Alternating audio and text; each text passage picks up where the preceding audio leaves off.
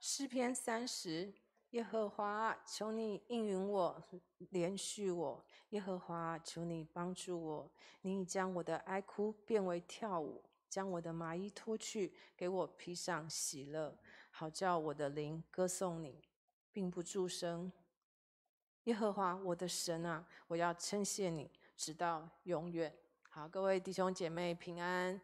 好，很高兴我们今天还能够在这里一起聚会一起敬拜赞美神。那今天的赞美诗呢，我们要唱2首歌。第一首是比较欢快的，我要全心赞美。然后第2首是祷告。好，那我们请会众起立我们一起来唱这2首诗歌。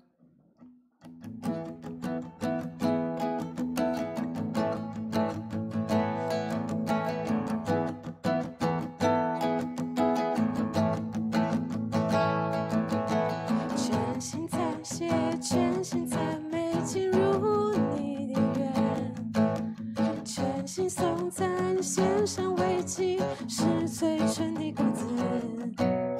在你里面一无挂虑，喜乐满溢，常常感谢不住祷告，盼望在于你。我要全心赞美，跳舞颂扬你名，在你殿中一日生活在世上千日。我要全心赞美，赞美还要赞美不停，一人捧你欢呼声永不息。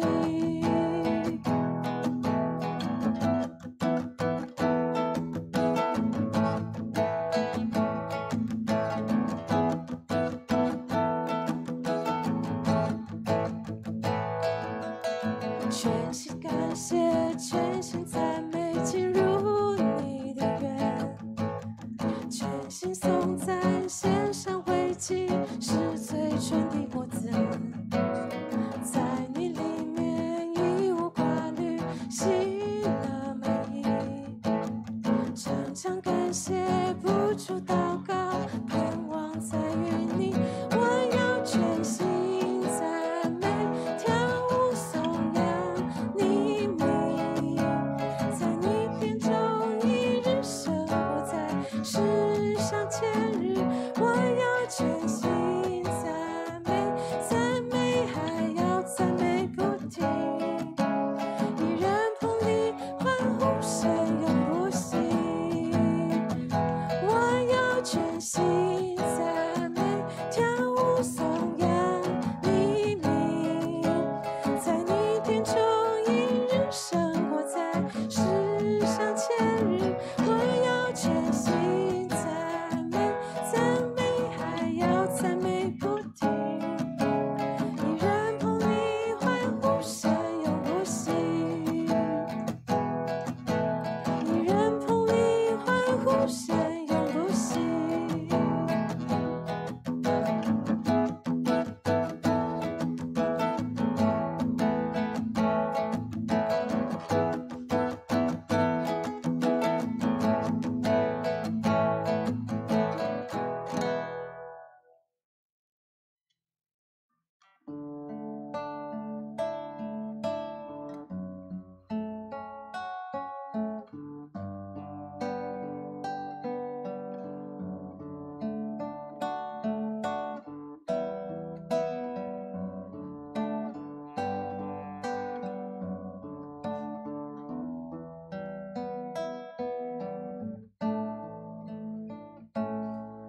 祷告，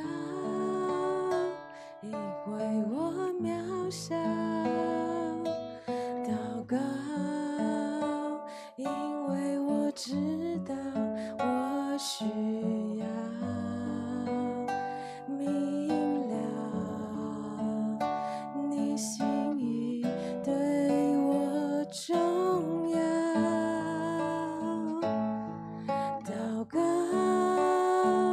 已假装不了，祷告，因为你的爱我需要，你关怀我走过的你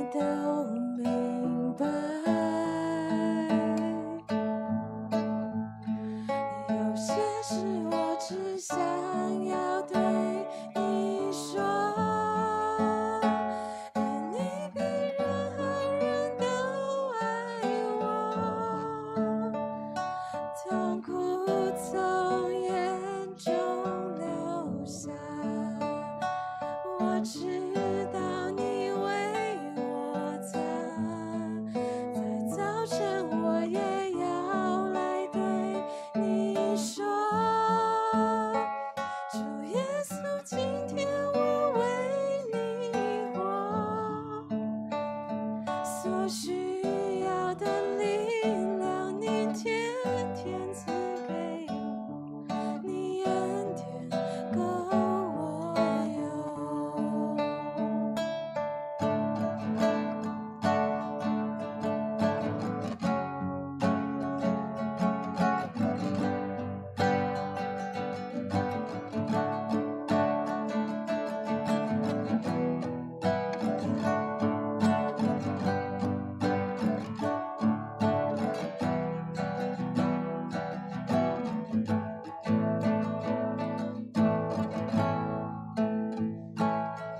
祷告，因为我渺小；祷告，因为我知道我需要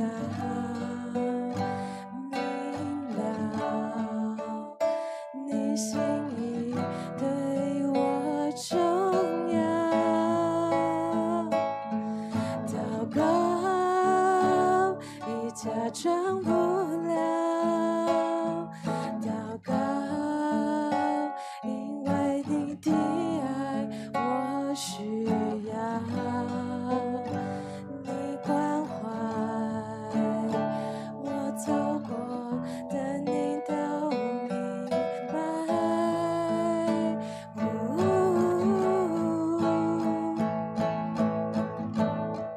有些事我只想要对你说，因你比任何人都爱我，痛苦从眼中流下，我知道你为我擦，在早晨我也要来对你说，主耶稣，今天我为你活，所需要的力量你天天赐给我，你恩典够我用。有些事我只想要对你说，因你比任何人都爱我，痛苦从眼中流下，我知道你为我擦，在早晨我也要来对你说，主耶稣，今天我为你活，所需要的力量你天天赐给我，你恩典够我用。的力量你天天赐给我，你恩典够我用。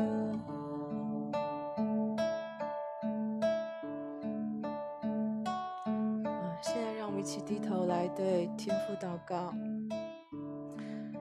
亲爱的天父，孩子感谢你，孩子感谢你的存在，让我们无论处在什么样的境地，都有一个仰望的方向。天父啊，我们并不常常能够看见彩虹，但是当我们看着天空，不管它是蓝色的或它是灰色的，我们知道天父，那是你在那里。当我们看见白云，我们看见那透着光亮的白云，天父啊，孩子知道那是你在对我们说话。当我们仰望着夜空，即使那么微小的星点，天父啊，我知道那是你在那里。亲爱的天父，我们不一定时时都能够记得要对你祷告，我们不一定都时时记得要向你说话，但是天父啊，孩子请求你，用任何我们能够感受到的方式，请你让我们知道，天父你就在那里。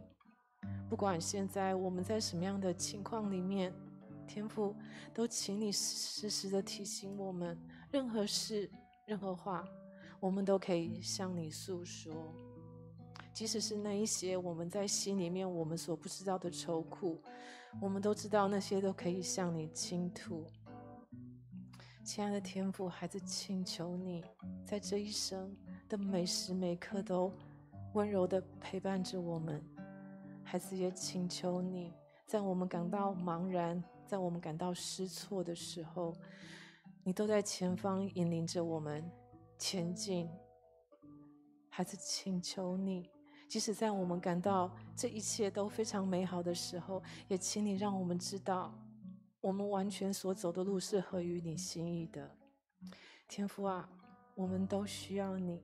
孩子请求你，在每时每刻与我们同在。孩子也要将接下来的聚会的时间交在你的手里。孩子请求你透过牧师的口来向我们说你所要对我们说的话。孩子请求你打开我们每一个人的耳朵，打开我们每一个人的心，让我们能够好好领受你的话语。天父，孩子感谢你，让我们在这样子很困顿的疫情当中，都还能够平安的在这里一起敬拜，一起赞美你。不管是在大会的，不管是在教会的大堂里面，或是在每一个弟兄姐妹的家中，孩子都请求你降临，孩子请求你赐福。亲爱的天父，孩子感谢你，孩子为每一件事情，为每一件我们不管觉得我们知道的或不知道的，我们感到顺心或不顺心的事情，孩子都感谢你。孩子知道所有的安排都是你给我们最好的安排。孩子这样感恩的祷告是奉主耶稣的名，阿们。好，各位弟兄姐妹请坐。好哦，那接下来是我们的读经时间。好，我们今天要读的经文呢，是路加福音的第19章第1节到第10节。那请弟兄姐妹来，我们一起读哦。好，来第1节，耶稣进了耶利哥，正经过的时候，有一个人名叫撒该，做税吏长，是个财主。他要看看耶稣是怎样的人，只因人多，他的身量又矮，所以不得看见，就跑到前头，爬上桑树，要看耶稣，因为耶稣必从那里经过。耶稣到了那里，抬头一看，对他说：撒该，快下来，今天我必住在你家里。他就急忙下来，欢欢喜喜地接待耶稣。众人看见，都私下议论说，他进到罪人家里去住宿。撒该站着对主说：主啊，我把所有的一半给穷人，我若讹诈了谁，就还他4倍。耶稣说：今天救恩到了这家，因为他也是亚伯拉罕的子孙。人子来，为要寻找拯救失丧的人。好，那我们接下来请4号牧师为我们证道哦。他今天证道的题目是“人子来是要寻找和拯救失丧的人”。好，谢谢绿洲，他们都很认真哦，都周间都先跑来练习。各位弟兄姐妹平安。你们看不到我的笑容，因为被我的脸罩遮住了。很高兴可以跟你们一起做礼拜，这种恩典，即便在全世界算起来都是排在前几名的。好，我们要来亲近上帝的话语之前，我们先同心祷告。阿爸父神，我们谢谢我们是承受这样的恩典，跟我们所爱的弟兄姐妹，我们可以聚集在一起来敬拜你。这个时候，我们要来亲近你的话语。阿爸，求你的灵与我们同在，你亲自的指教我们。我们需要明白你的心意，我们也需要你赏赐能力，让我们将所明白的行出来，成为生命的一部分。我们即便软弱，可是我们愿意要把以下的时间交托在你手中，不论我们说、我们听、我们思考、我们讨论，都在你的爱里面进行。同心祷告，奉耶稣基督圣名，阿门。来，我们今天要讲的经文，路加福音第19章1到10节，是基督徒熟悉到不能再熟悉的经文，撒该的故事。然后呢，每次你碰到熟悉到不能再熟悉的经文，你就要亮灯，红灯一定要亮起来啊！因为这种基督徒熟悉到不能再熟悉的经文，往往都会让基督徒忽略一些事情哈。尤其我先说，我跟儿童主日学老师没有仇，尤其会放在儿组里面教的圣经的故事是我们最容易误解的故事因为你知道你这一辈子第一次接触这个故事是谁告诉你的？儿童主日学老师告诉你，对不对？可是儿童主日学告诉你的时候的你是一个小学生，你实在没办法知道太多，所以老师们大概只能告诉你 what happened， 发生了什么事情。可是你要知道，我讲过了，圣经的叙事的经文，你不能只停在 what happened， 你要去思考 how it happened。它是怎么记载的？为什么他这样记载？这个事情为什么会？这个事情如何发生的？然后再从这个 how it happened 进入 why it happened， 为什么会这样发生？为什么会发生这个事情？到这里才会连接到我们现代的生命。如果我们在看圣经的叙事的经文，只是停留在 what happened， 那我们就会非常客观的站在它的外面看它而已。好，今天我们来尝试一下这短短10节的经文，到底有什么东西是我们那么熟悉，可是却没有看到的东西。好，一开始告诉你，耶稣进了耶利哥，要从那里经过。耶利哥城，如果我们熟悉，就知道旧约以色列人他们要进迦南地第一个攻打的城，就耶利哥城。那耶利哥城是个交通要地，重要的商业的地方，所以这里税收一定是很高的。好，讲到那里有一个人名叫撒该，他做税吏长。OK， 他强调他是税吏长，意思就是说，他跟耶稣的12个门徒里面有一个税吏，叫什么名字？嘿，耶稣的12个门徒里面有一个税吏，叫什么名字？他叫什么？然后又叫什么？这新约圣经第一本福音书是什么？好，你们要来跟我的查经班喽，这样不行哦。马太福音嘛，是不是？马太的名字是叫什么？是马太。那他的另外一个，他的希伯来的名字是什么？马太一定是个希腊文的名字，那他希伯来文的名字是什么？你们不行啊，你们这样来跟着我的查经班啊，利未嘛。还是我记错了？你们这样只会害我一点开始没有信心，是不是？是不是利未？信不信啦？好吧，是吧？好，讲到这个耶稣的门徒税吏的这个马太，他是坐在税关上，他是亲自去收税，所以他是小税吏。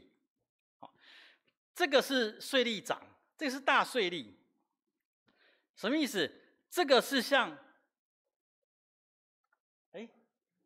顺序怎么讲 ？OK， 这个是像罗马帝国买官的人，他得要花一大笔钱跟罗马帝国买这个税吏长的这个职分，他买到了这个官位，他就有权利跟人民收税了，所以他就会发包给小税吏们去收税，这样有讲清楚吗？所以税吏长是在管理比较基层的那些税吏的人，他才是实际上谋到暴利的人。所以他是税吏长，这里直接介绍他是个财主。税吏长是个财主，就是撒该这个人。那你要知道在耶稣那个时代有多少税？你知道巴勒斯坦有多少税？随便写，过路税、货物税、人头税、土地税、所得税。然后犹太人就更可怜，犹太人还有什么？还有圣殿税，还有11奉献，好，所以这个压力不可谓不小。好，那为什么税吏那么惹人讨厌？因为罗马帝国的做法，罗马帝国幅员广大，它占领很多不同的民族、邦城、国家，所以罗马帝国的方式就是用你这个国家的人去管这个国家的人民哈。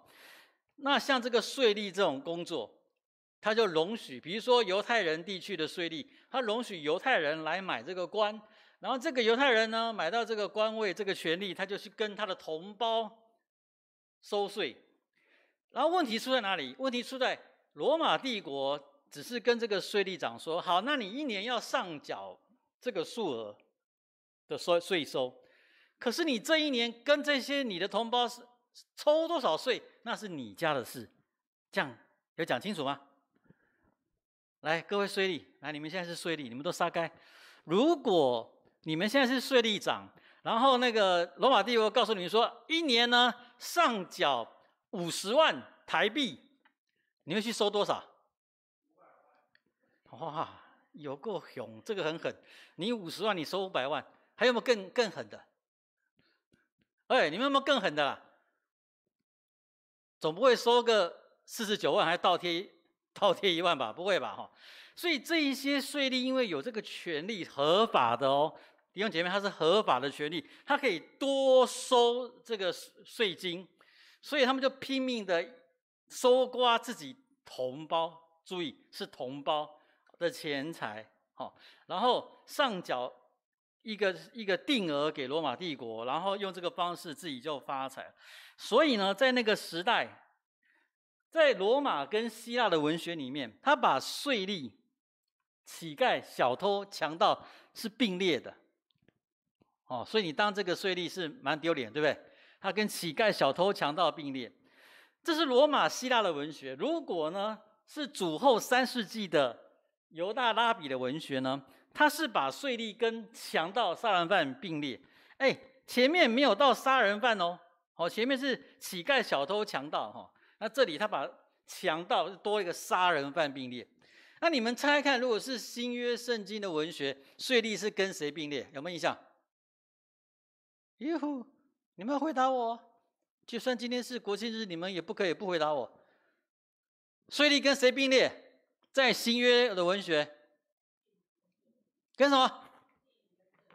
妓女跟罪人，对不对？新约圣经是把税吏跟妓女、罪人并列，所以你会发现，不同的文学、不同的时代都有税吏，对不对？只是不同的组合，你就知道税吏多讨厌，好，税吏多可恶哈。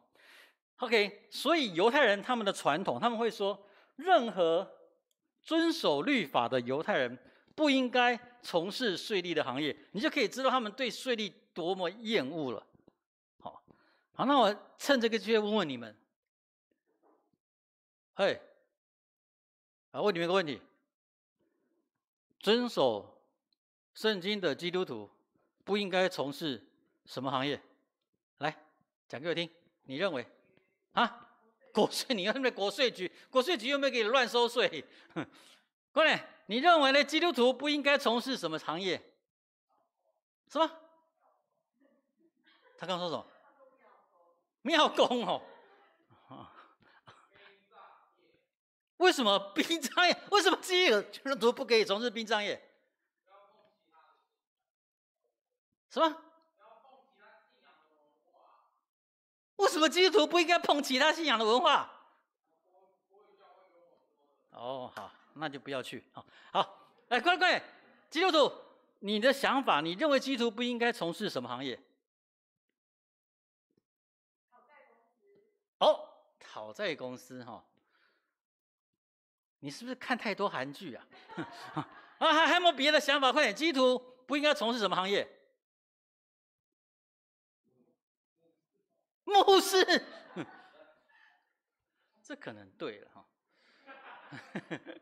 我那时候在美国的时候，去 interview 去求职，哇，跑了几个都没上。哎，有一个公司居然对我非常有兴趣，可是他说：“哎呀，你只是你拿的是那个是 I 团体的，就是学生毕业以后可以1年的那种。那种 working permit。他说，因为我们公司是制造 rocket 火箭的，杀人武器火箭的哈。他说这种东西得要是美国公民才可以。好，没关系，你还是试试看。好，基督徒该不该从事制造杀人武器的行业？你们干嘛都不回答我啊？你们可以讲在口罩里，没关系。快点，基督徒该不该从事武器的行业？对啊，可以啊，不然当兵怎么办？对不对？武器又不是拿来杀人的，武器可以拿来保护自己嘛，对不对？保护自己的家人。所以那时候也是这样安慰自己，反正找不到工作，对。好，额外讲的哈，回来看撒该，看经文怎么描述。你知道这一段经文才短短10节，它非常丰富。来，他怎么描述撒该？撒该是一个耶利哥城的税吏长，耶利哥城是他基本上是头号卖国贼，因为耶利哥城我刚说它税收很丰富的一个地方哈。然后你可以把它看作它是甲级流氓，它是地头蛇，没有人喜欢的。好，故事来了，耶稣进这个城哈，然后呢，很多人都要看他，对不对？他也想看，可是这个撒该呢，身材矮小，人太多了，他想看耶稣，只好怎么样？爬到树上去了。停。你想象，你是这么有钱的人，你撒该，你是这么有钱的人，一群人围在那边看耶稣，人太多，然后只好爬到树上，合理吗？如果你是个有钱人，你想看耶稣，你会怎么解决？怎么解决？派人帮我怎么样？开一条路吧，对不对？还可以放个椅子呢。你怎么会选择爬树呢？你怎么会选择爬树再看？你要去思考撒该的心情。那我这么有钱有势的人，我为什么就算人很多，我挤不到前面看耶稣？我何必？居然我的选项是爬树，爬在树上偷看耶稣，为什么需要落到这种地步？你真的有很多方式挤到前面去，信不信？那我要从这一点点很隐秘的小细节问你。你猜撒该的心情是什么？他的心态是什么？你马上想要羞愧。还有没有别的看法？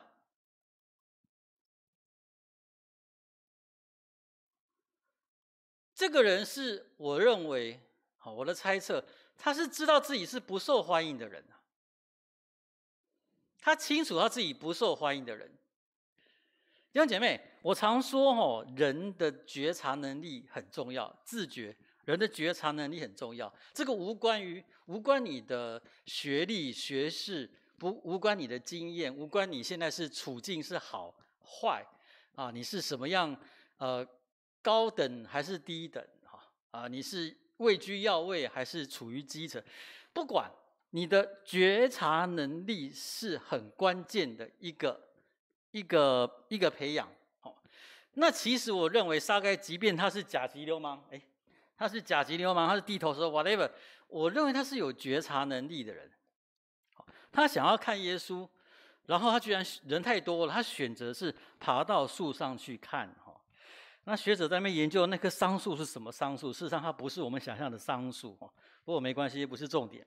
他要看耶稣，然后呢，耶稣到了那里，耶稣就抬头一看，然后说什么？撒该，快下来，我今天必须住在你家。和本方，我今天必住你家，就不太有人去想那个必，可是何修就直接把它翻出来，我今天必须住。为什么必须住你家？耶稣到树下跟撒该你下来，我今天必须，我今天一定，我今天不是要住你家而已，我今天必须住你家。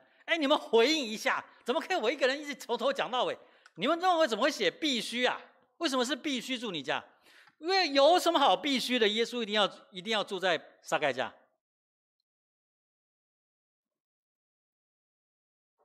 你们不回答的，我也不讲。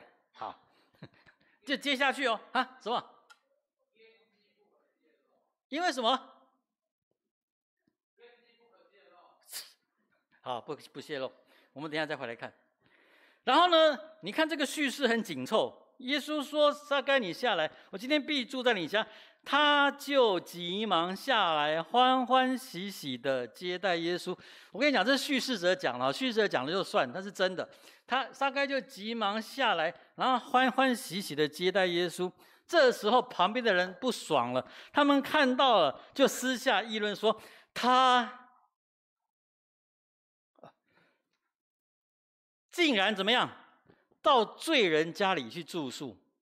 我跟你说，这是不得了的事情啊！不得了的事情。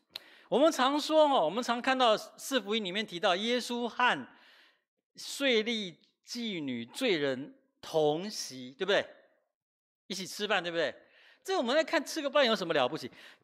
在犹太人讲，同席吃饭是不得了的大事情啊！因为我一直跟大家讲过他们的文化，他们是矮桌无椅，矮桌无椅。像我们现在我们汉人的文化就是高桌矮椅，他们是矮桌无椅，其实是像日本人矮桌无椅，可是日本人是正坐，你知道吗？什么是正坐？正坐什么意思？就是我们的跪坐啊。日本人是正坐，犹太人不是正坐，犹太人是斜躺，斜躺，他的脚掌也是向后，可是他是整个往左边坐下去，没有坐在自己的腿上。就往左边坐下去，然后身体就往左边怎么样？往左边靠，就会靠到哪里？就靠到别人身上啊！所以你就想象耶稣的左边是个妓女，耶稣就给人家靠过去，然后就躺在人家的胸怀，然后耶稣右边那个妓女也是靠过来，就躺在耶稣的大腿。哦，是。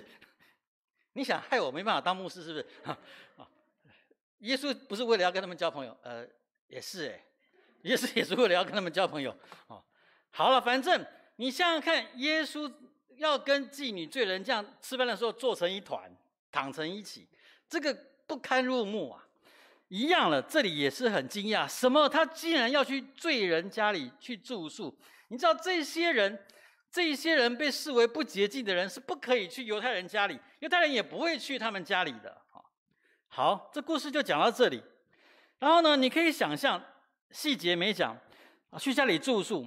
经文是说撒该就站起来宣告，可是我认为这不会在当场，这里应该就是在家里住宿，然后吃饭，然后在一起以后，来撒该就做出了，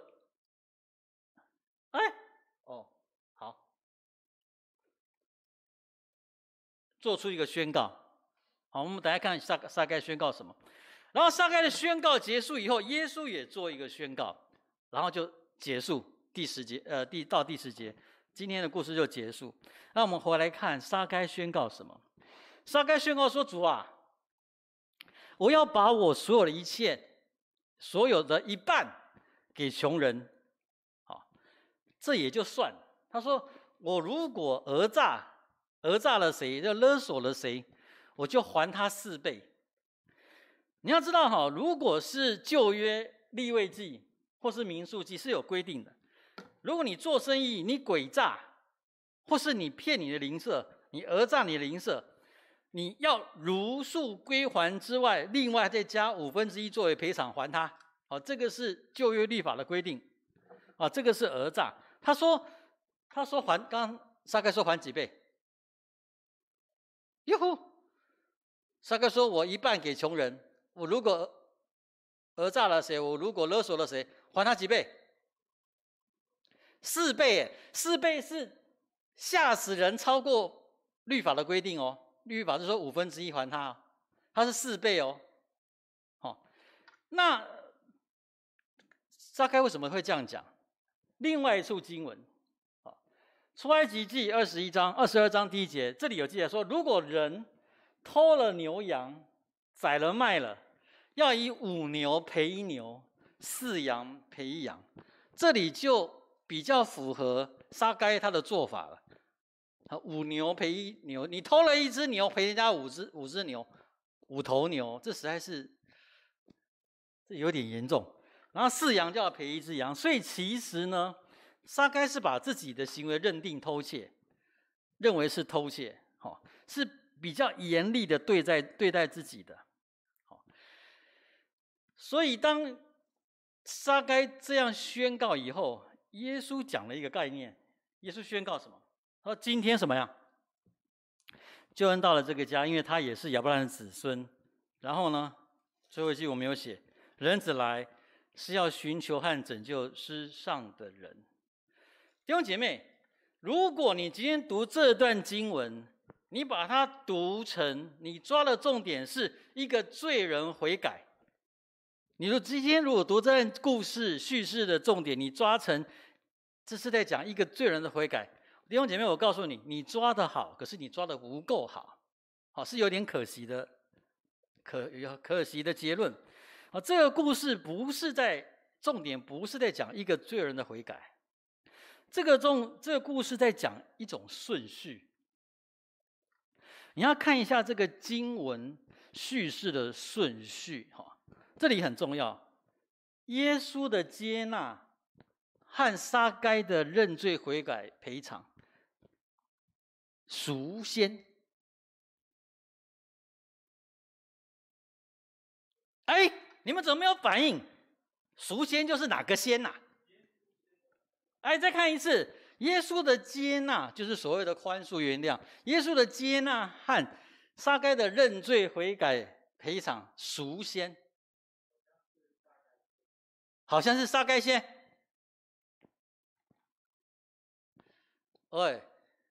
其他的是怎么样？白萝卜炖完，红萝卜炖，红萝卜炖，红萝卜炖完。回答我啦，谁先？是耶稣的原谅先，还是撒该的认罪悔改先？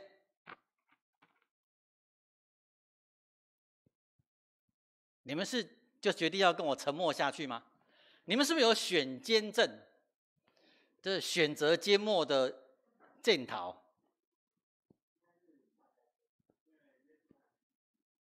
这耶稣还没有第10架，你不要被时空的概念辖制住。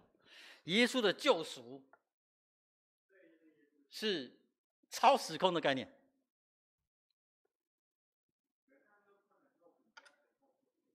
这样我就马上被戳破。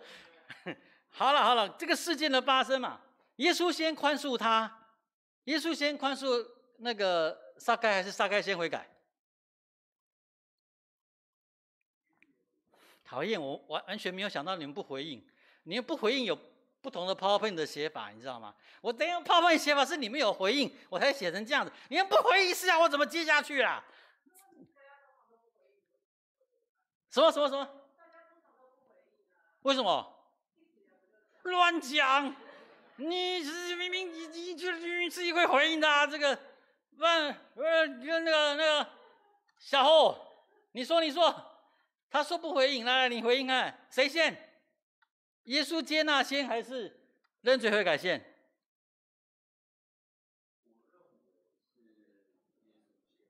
怎么看出来？你从这经文哪里看得出来？我也认为耶稣先，可是是哪一句？Yeah， 我先讲一个概念，来先讲，然后我解释为什么。你看，这因为不回应才变这样。来，在基督信仰里面，宽恕，是一种，注意听，是一种不需要条件，框起来，不需要条件的实践。在基督信仰里面，宽恕是一种不需要条件的实践。这样讲比较文学一点，如果讲比较清楚一点来讲说，在基督信仰中，宽恕实践宽恕是不需要条件的。好，那如果在世界呢？在这个世界里面，宽恕得要有条件的哦。你要我原谅可以，你要我原谅你可以，你要怎么样？你要先道歉啊，你要悔改啊，你还要亲我一下啊，你还要赔偿嘛，是不是啦？可是，在基督信仰里面，宽恕是一个不需要条件的实践，它是可以实践不需要条件的。好，我们来看经文，耶稣什么时候接纳该撒的？啊？我刚刚讲什么？撒该的，耶稣是什么时候接纳撒该的？我刚刚讲了几遍该撒，这样子哦，要求耶稣什么时候接纳凯撒啊？不，撒该的，耶稣什么时候接纳？哎呦，我现在已经分不清楚了。撒该的，耶稣什么时候接纳的？第5节怎么说？耶稣到了那里，抬头一看，对他说：“撒该，快下来，今天我必住你家。”我认为这里是接纳，他不是在撒该宣告之后，是在哪里？是在树下。好，再讲一遍，世界的法则要先认罪悔改赔偿，才愿意原谅。可是上帝的原谅却不是这个样子。举例，你注意去看经文，耶稣有没有走到树下，然后抬头跟撒该说：“撒该，税吏哦，哎呦，还税吏长呢，你赚很多钱哦，那你要不要悔改一下？你不要再这样欺负你的同胞喽。你如果答应，那我今天就住你家，合不合理？这是不是世界的做法？这个会是世界的做法。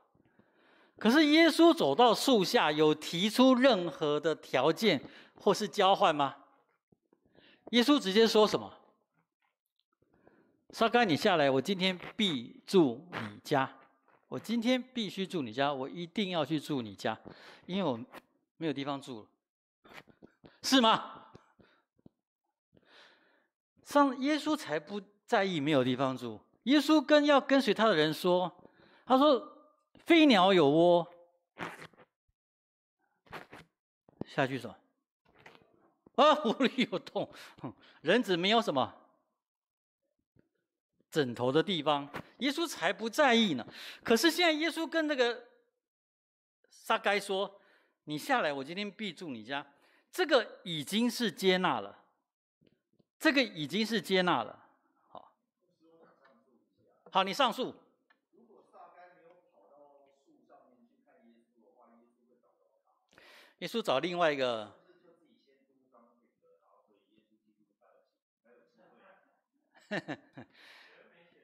不是，你要这样想。第一个回答，如果他没有跑上树，耶稣就没有看到他嘛，就没有这件故事了嘛，对不对？那耶稣可能就找到另外一个撒都，或是该都、该撒什么该什么撒，另外一个人呐、就另外一个故事嘛。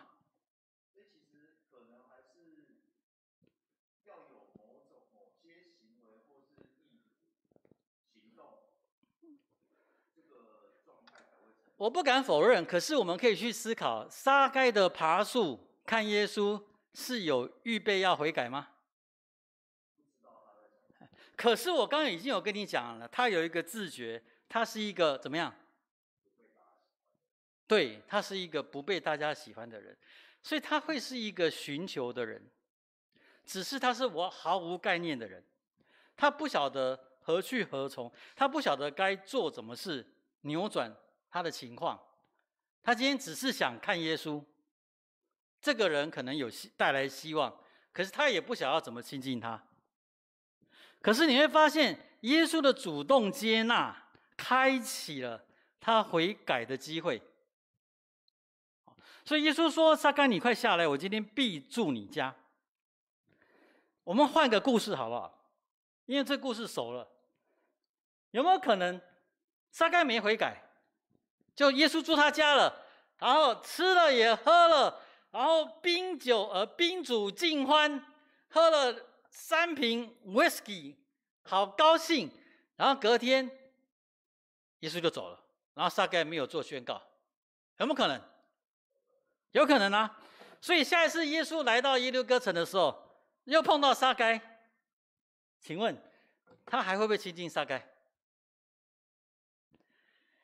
杀你的大头鬼！我已经给你机会了，上次去你家吃喝一顿，你居然没什么，没有悔改，那你不要怪我。今天我去别人家，对，好，因为撒该错失了悔改的机会，所以耶稣不会再理他了嘛，对不对？一直摇头。哎，那人家至少摇头，你们呢？你们不讲话，你们头也要动一下。你们认为呢？耶稣就不再理撒该了，对不对？不会啊！我刚刚讲过了，耶稣的接纳，耶稣的宽恕是不需条件的实践。他就是接纳你了，他就原谅你了，他没有跟你交换，他没有要你付出什么条件。哎，我们要继续问下去哦。你信不信？有没有可能在撒该之前，耶稣已经去过很多税吏家了？你信不信啊？有没有可能啊？可能啊。那这些税吏都悔改了吗？很难说哎。那为什么耶稣还是一直去？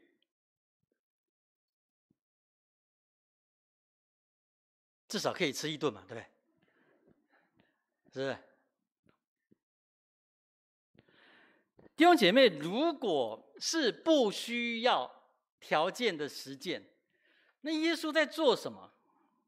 你要看清楚一个概念，弟兄姐妹，耶稣宽恕撒该，他的接纳代表他的宽恕，他的宽恕撒该，撒该做了什么事？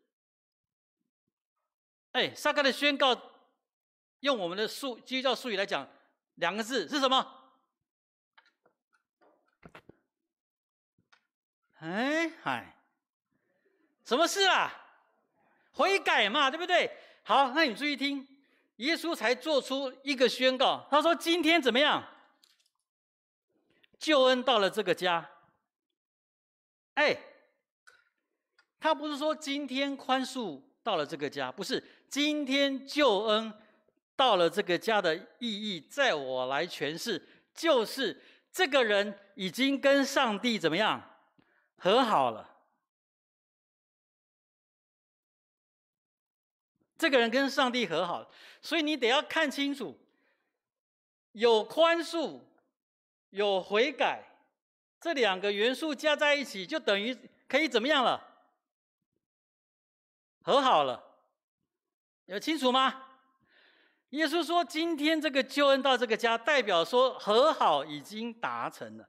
可是你要知道，宽恕本身不见得能够达到和好，就是耶稣基督的接纳，耶稣基督的宽恕跟原谅，不意味着被耶稣基督宽恕接纳的人就跟上帝和好了，得是要像撒该做出这样子的实践，我要怎么样悔改和好才完成。所以耶稣基督提供给这个世界的叫做宽恕，叫做赦罪，叫做我用我的生命已经挽回你们欠上帝的债，我已经打消所有的债，所有的罪愆。耶稣本身就是挽回祭了，可是到这里为止，代表所有的人跟上帝和好吗？没有哎，得是像撒该站起来说什么？撒该的处境是说，我要将我一半分给穷人，如果我勒索讹诈了谁，我就还他4倍。我跟你说，如果撒该这么做，他就变成赤贫，你信不信？他还把他的财产一半就已经先给穷人了，剩下一半还要再还4倍，他哪一分钱不是用讹诈来的？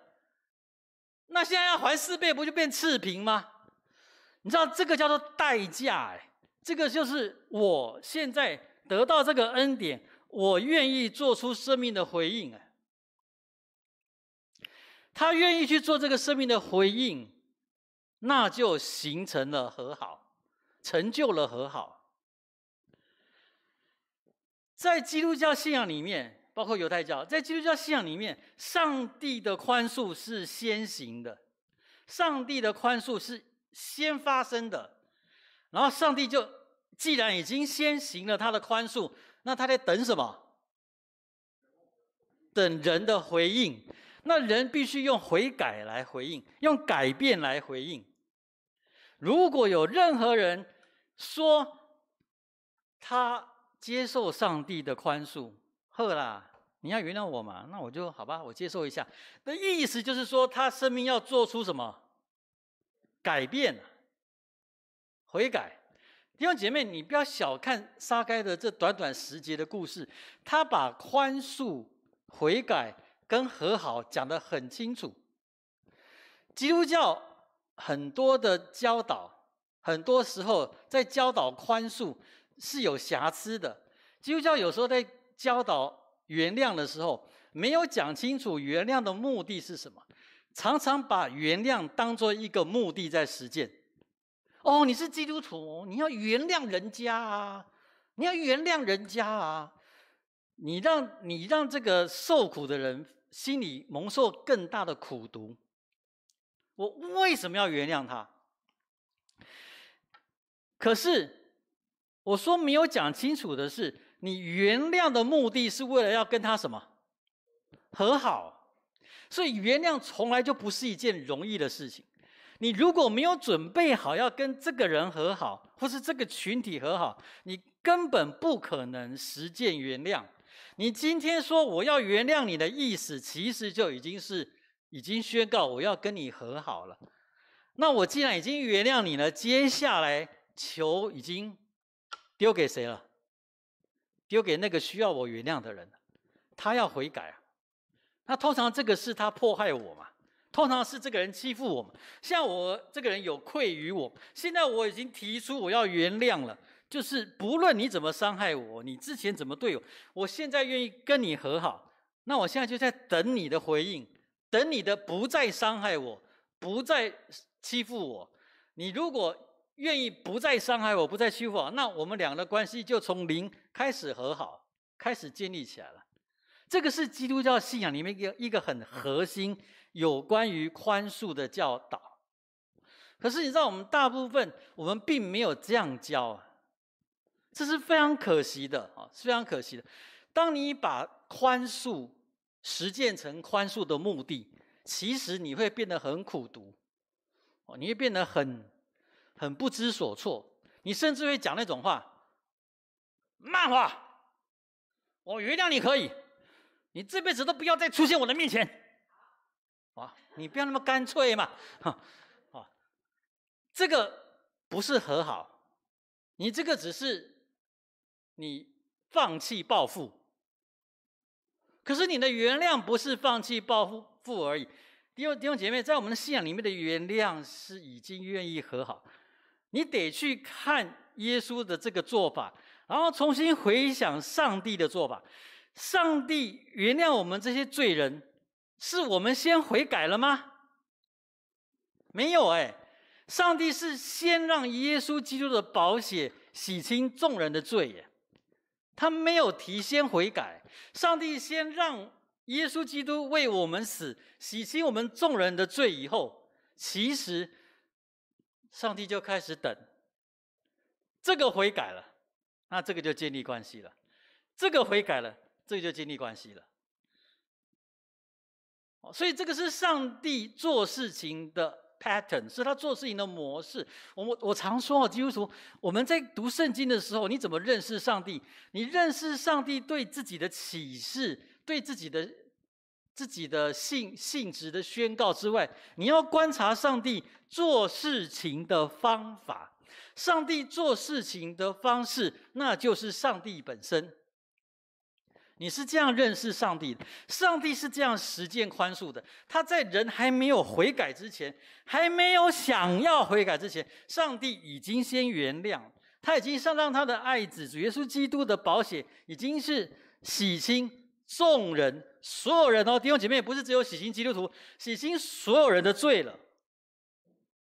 可是这一步骤不代表所有的人都跟上帝和好，只有这一群人，所有的人里面，只有愿意悔改。你注意听我的措辞，我不是说只有悔改了的，我是说只有愿意悔改的，跟上帝和好。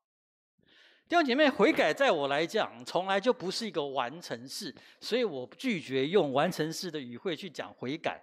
悔改在我来讲，始终是个进行式。进行到什么时候，你知道吗？什么？到死啊！到你断气之前，你可以说啊，我还没有讲完就死了，那你就真的悔改了。你只要还有一口气在，你就有可能再犯。所以悔改对人来讲，始终是个进行式，是一个没有完成的状态。可是这却是已经是上帝他的期盼。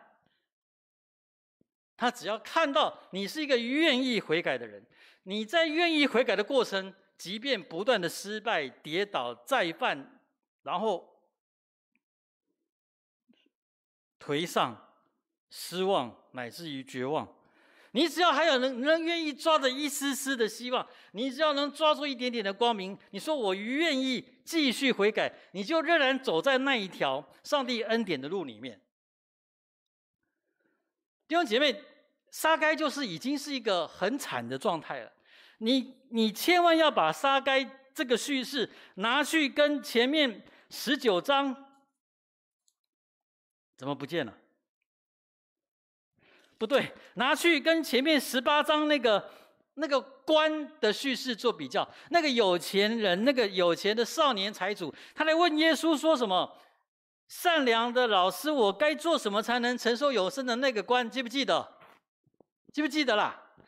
耶稣跟他说：“你知道的诫命，你知道不可奸淫，不可欺，不可杀人，不可偷盗，不可作假见证，要孝敬父母。”这是讲后面的5诫。然后那个人说：“这一切我从小都做了。”然后耶稣说：“你还缺一件，要变卖你一切所有的，分给穷人，就必有财宝在天上。然后呢，你还要来跟随我。”然后他听见就怎么样？甚忧愁。马可福音写说，他听见以后就忧忧愁愁的走了 ，gravely 就是伤痛的离开了。你知道他这个人有像税吏那么坏吗？没有哎。可是这个人是看不透，他没有办法放下他的财富，放下他所拥有的。可是你看这个撒该，我说他是一个有觉察能力的人，他是一个有自觉的人，他搞清楚什么才是更重要的。今天他接纳耶稣基督的接纳，他接受耶稣基督的对他的宽恕，他做出的回应是：我要悔改，我1半给穷人，其他的我还他4倍。这个是愿意对这个宽恕的恩典做出回应。你一旦回应了，就和好了。弟兄姐妹，我们都是撒该啊，可是我们有的东西不一样。我的意思是说，我们都是撒该，可是我们放不掉的东西是不一样的。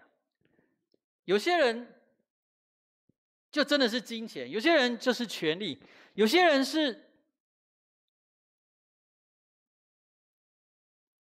名声，有些人是情义，有些人是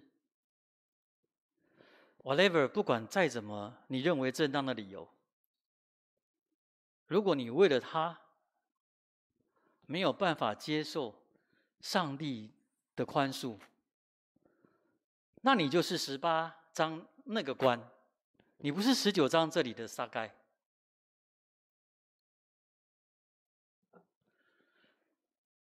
看撒该看那么多，看耶稣的做法看那么多，请问你认为教会的做法？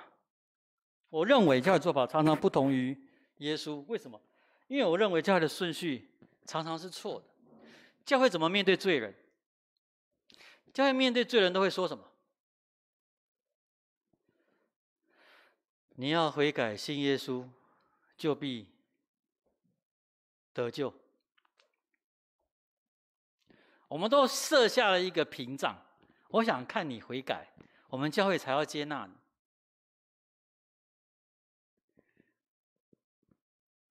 可是明明耶稣的榜样不是这个样子，我们真的要作为教会，我们真的要小心，真的要小心去检视我们自己无形中建立起来的标准。最后，要问你一个可能性。我个人相信，耶稣已经千百万次对人们提出这个邀请：我今天必住在你家。你信不信，并不是太多的人像撒该一样，急忙的、欢欢喜喜的接待耶稣。你信不信？你知道为什么吗？因为弟兄姐妹，你接待耶稣得付出代价。撒该接待耶稣付出什么代价？弟兄姐妹，还要再讲一遍吗？撒该接待耶稣付什么代价？他所有的一半怎么样？给穷人，然后如果勒索讹诈了谁，还要赔他怎么样？4倍，这个代价高不高？归气，干脆不要接待耶稣，那接待下去你就破产了，接待下去你就麻烦大了，接待下去你要损失，你要放弃你现在安好和乐的一切，要不要接待耶稣？要不要啦？那耶稣就说：“我今天要住你家。”你说啊，什么收讯不好哦？你要不要接待耶稣？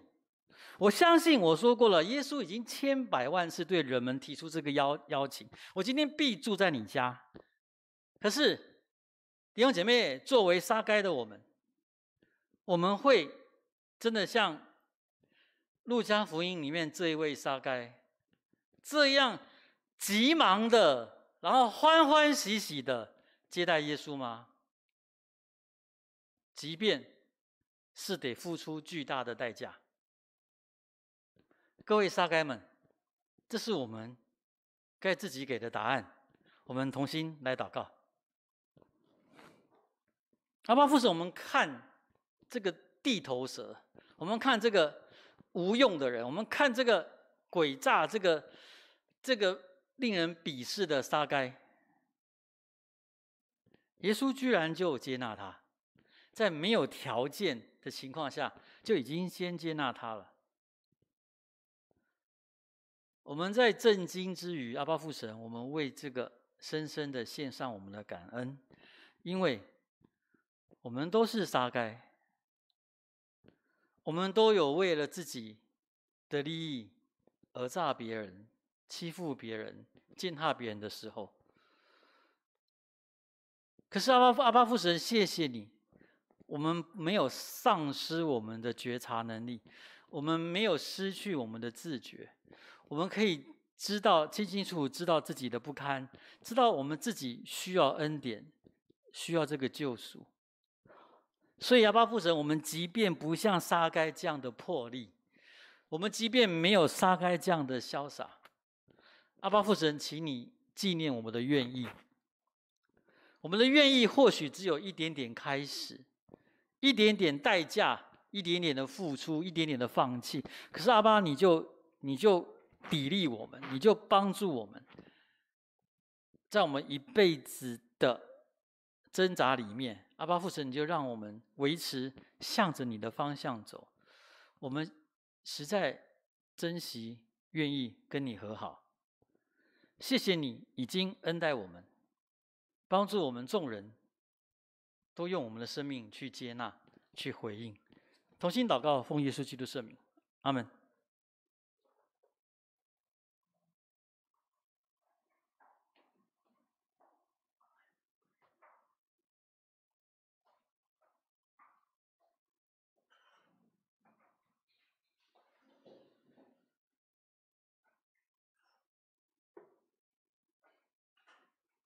非常谢谢牧师的正道哦，牧师对于那个宽恕跟和好这个议题钻研甚深啊。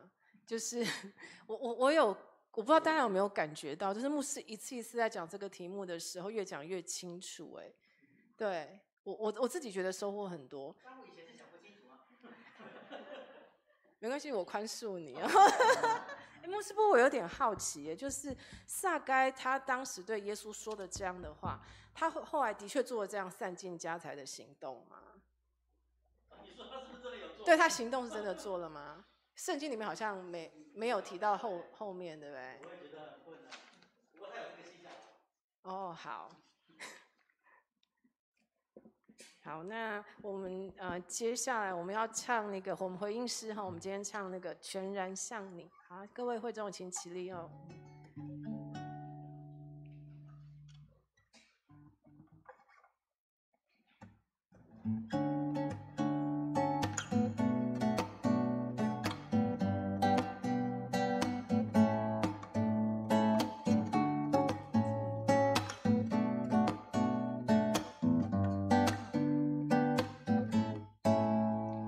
当赞美的旋律响起，我的心全然像你。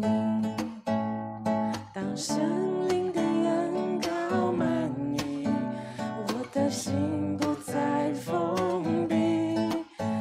赞美的清晨如春雨沐浴，我心中的喜乐川流不息。赞美的音符如雪花飘逸，心中的暖流人人升起。我要开口向你赞美称谢，永永远远赞美不停，永永远远称谢不已。我要喜欢向你献上自己，一生一世献上自己，一生一世脚步不离。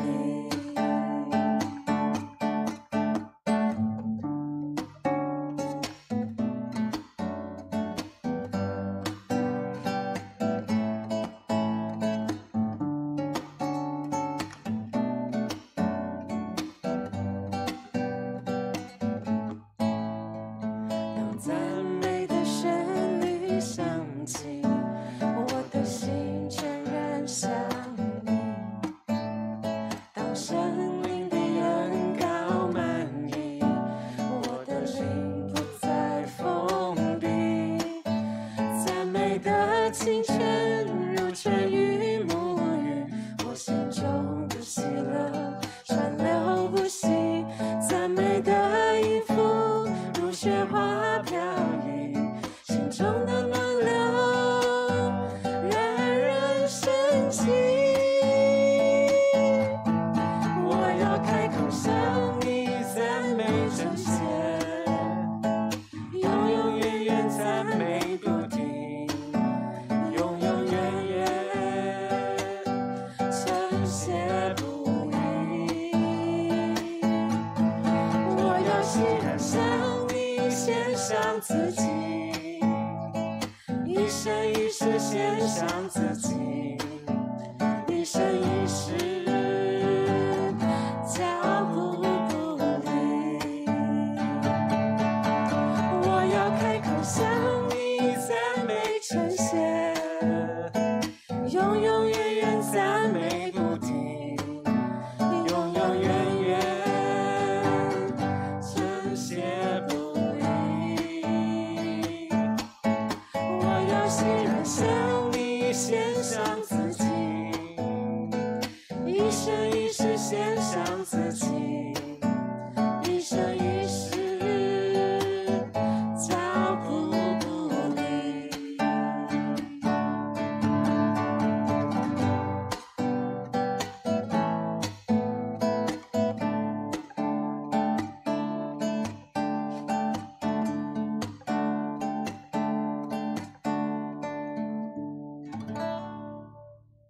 好，各位会众请坐。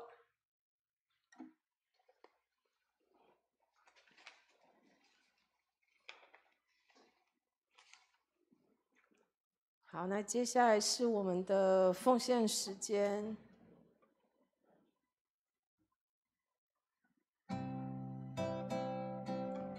奉献是基督徒对神的慈爱赏赐所做出的爱的回应。因为万物都从神而来，我们把从神而得的还献给神。如果你还不是基督徒，或是你还不明白奉献的意义，请不必勉强奉献。哥林多后书9章7节，个人要随本心所酌定的，不要做难，不要勉强，因为捐的乐意的人是神所喜爱的。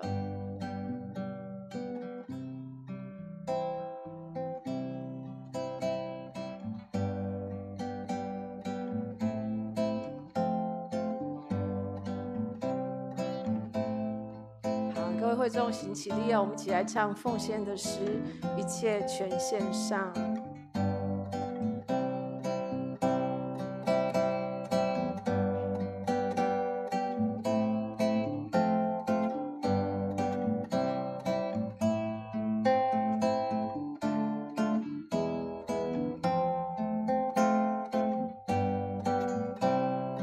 我将所有献于耶稣，甘心乐意全奉献。我要时常爱主靠主，天天活在主。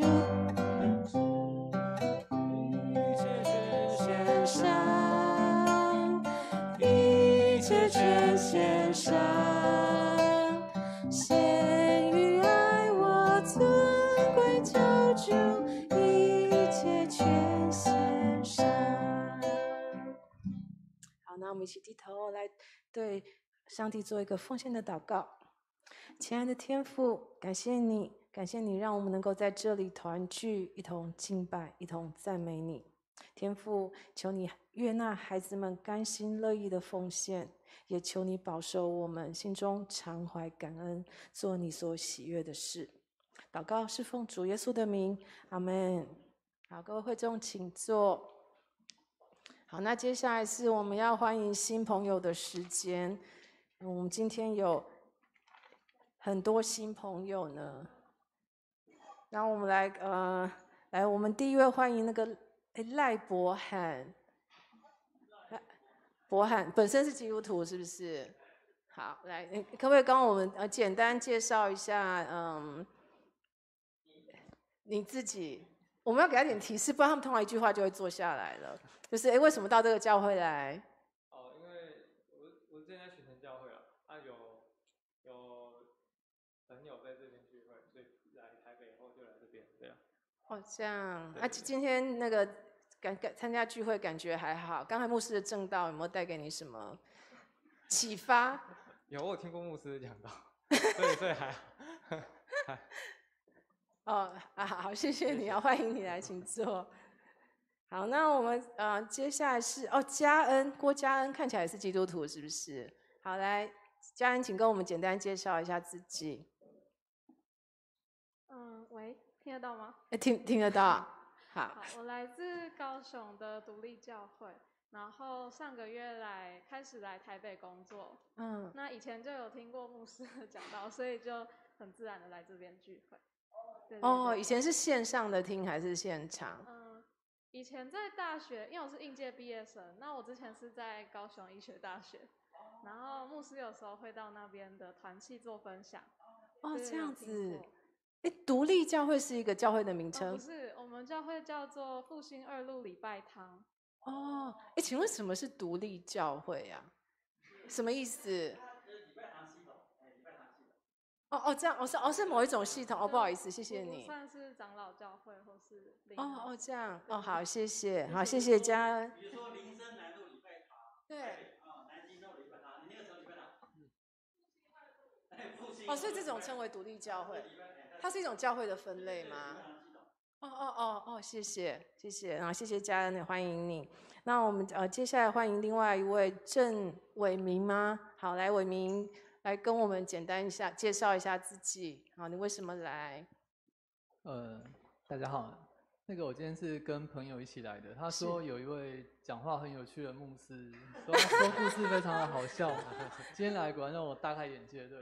真的吗？所以果然很有趣吗？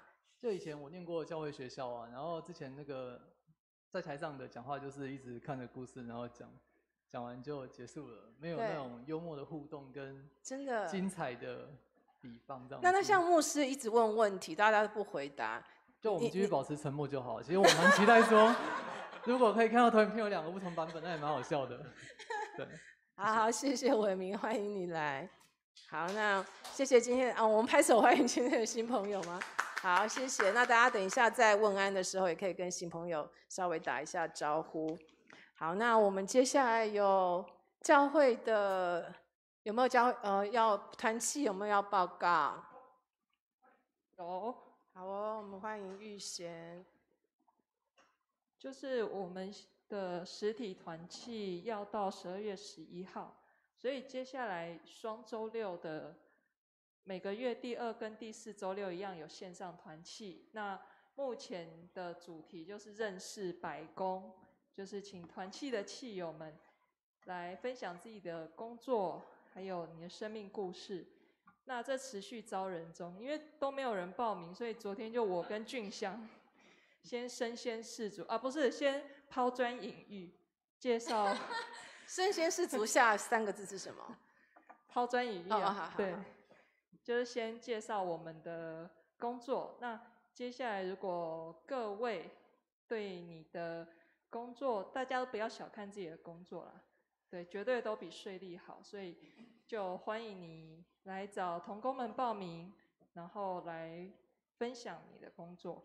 就接下来的线上聚会，一直到12月11之前，我们的线上团契就是以契友的白工介绍为主题。好，团契上报告。好，谢谢玉贤，也欢迎大家参加团契的活动。不过牧师真的有所谓基督徒不能做的工作吗？真的有这种答案吗？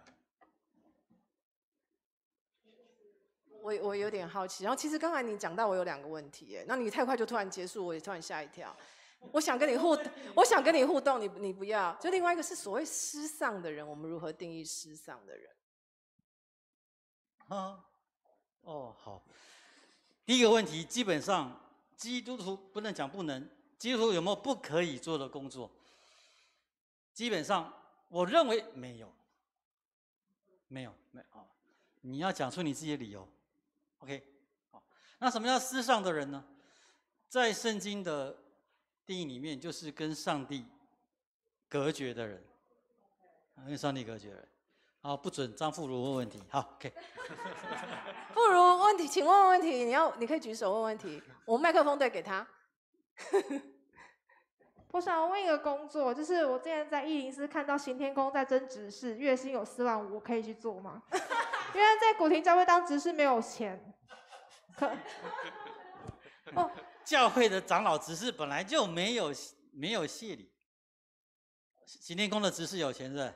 去了，讨厌。大家有问题吗？因为牧师喜欢大家跟他互动，大家没有问题。好，那我们看一下，牧师你有什么要报告的吗？有一件事情。对。教会有一个古亭教会之歌，那是一个杨雅慧教授他自己作曲的。然后我们的圣歌队也跑去录音室里面把它录好的一首歌。那现在呢，我们有一位弟兄他建议我们弟兄姐妹呢都拍10秒的短片，10秒就好。然后他愿意帮大家把它剪辑成一个 MV 这样子。这样有听懂吗？你就一个人，或者说你跟你的朋友，或者你跟你的家人都没有关系，你就拍个10秒。好了，多一点点没有关系，就10秒，10秒左右，然后会把它剪辑进去这首歌里面，就会有 MV 这样。请大家快点拍好吗？这首歌也差不多3分10几秒而已。3分10几秒有几秒？3分10秒的话，3分钟。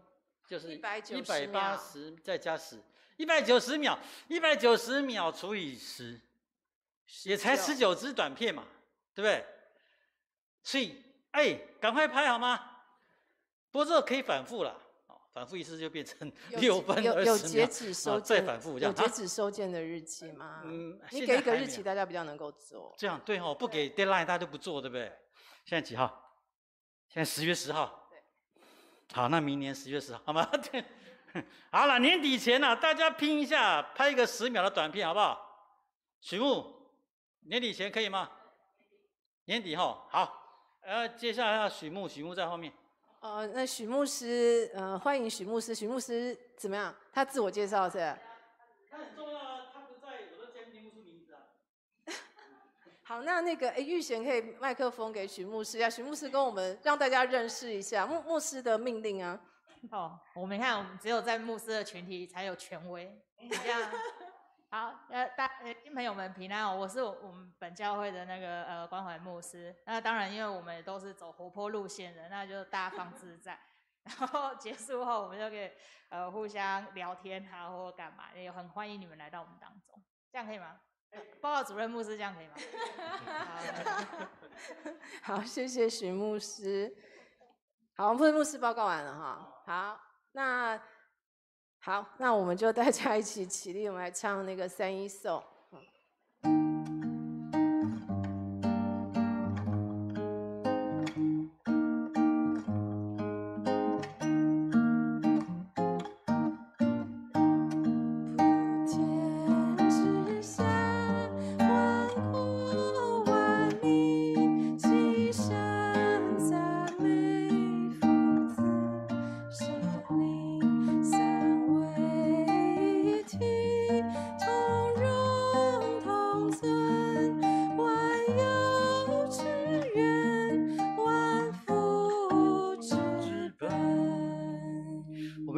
领受天上的福气，你们当知，你们是承受上帝宽恕恩典的一群人。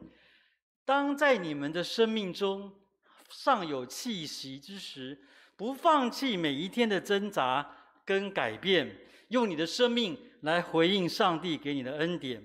即便在这个世界上有苦难，并不害怕，因为你们所信的主耶稣基督早已胜过这个世界。愿主耶稣基督的恩惠、天父上帝的慈爱、圣灵的保守相通，充满安慰，与你们众人同在，尤其是与身体欠安、心不平安的人同在。要从今时直到主再来。阿们。阿们。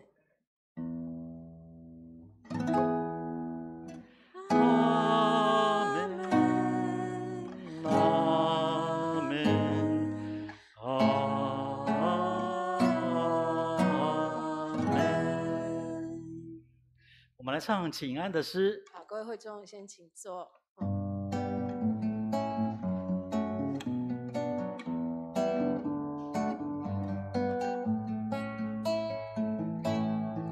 愿主的恩惠慈爱与你同在，愿主的灵时时围绕，恩典降下，赐福于你，平安喜乐，天天充满你。主的恩惠慈爱与你同在，愿主的灵时时围绕，恩典降下，赐福于你，平安喜乐，天天充满你，赐福于你，赐福于你。我们先起立，可以跟弟兄姐妹问安，尤其跟新朋友，还有你好久不见的朋友，你不握手没有关系啊，可是你一定要去问个安。平安喜乐，天天充满你。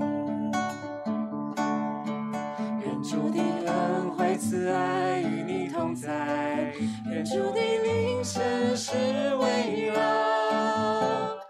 恩典降下，赐福于你，平安喜乐，天天充满你。愿主的恩惠慈爱与你同在，愿主的灵时时围绕，恩典降下，赐福于你，平安喜乐，天天充满你。赐福于你，赐福于你，平安喜乐，天天充满你。赐福于你，赐福于你，平安喜乐，天天充满你。